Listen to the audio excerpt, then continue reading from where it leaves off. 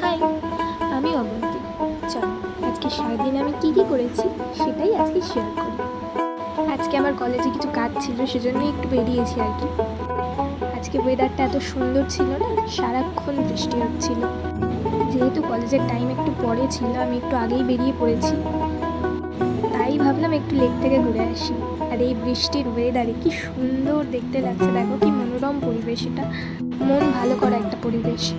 ওখান থেকে তো আমার আসতেই ইচ্ছা হচ্ছিল না, মানে ওখানে যদি কেউ 2 মিনিট থাকে না, তার মন এমনিই ভালো হয়ে যাবে।